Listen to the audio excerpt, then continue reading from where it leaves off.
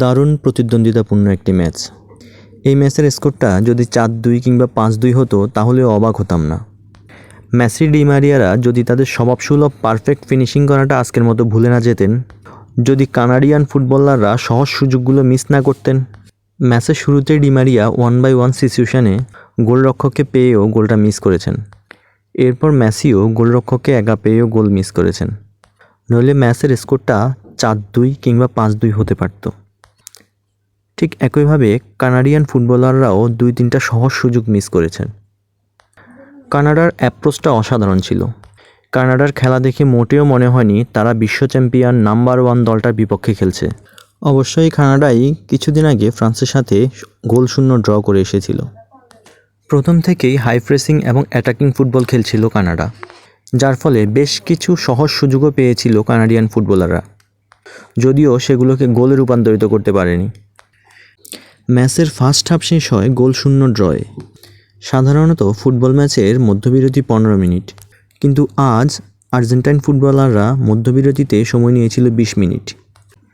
Match শেষে Canadian coach মধ্যবিরতিতে 5 minute সময় বেশি নেওয়ার জন্য আর্জেন্টাইন টিমকে দোষারোপ করেছেন। উনার মতে ওই 5 মিনিট মাঠে অপেক্ষারত কানাডিয়ান ফুটবলারদেরকে মেন্টালি ইমব্যালেন্সড করে দিয়েছে। তাই বোধহয় দ্বিতীয়ার্ধের শুরুতেই কানাডা গোল হজম করে বসে। ম্যাচের 49 মিনিটের সময় আলভারেজের গোলে আর্জেন্টিনা 1-0 গোলে এগিয়ে যায়।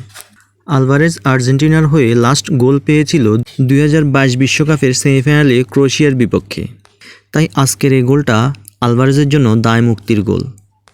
ম্যাচের দ্বিতীয় গোলটি এসেছে লাউতারো মার্টিনেজের দুর্দান্ত ফিনিশিং থেকে। গত ম্যাচে ইকুয়েডরের বিপক্ষে মেসি যখন লাউতারো মার্টিনেজকে পেনাল্টি গিফট করেছিল, যাতে করে লাউতারো মার্টিনেজ আর্জেন্টিনার হয়ে ফর্মে ফিরতে পারে, কানাডার বিপক্ষে এই ম্যাচে মেসির পাস থেকে আবার গোল করে সেই পেনাল্টির প্রতিদান দিলেন লাউতারো মার্টিনেজ। এই ম্যাচটি মেসির জন্য রেকর্ডের ম্যাচ ছিল। এই ম্যাচের মাধ্যমে কোপা আমেরিকায় সর্বোচ্চ ম্যাচ খেলা ফুটবলার এখন মেসি।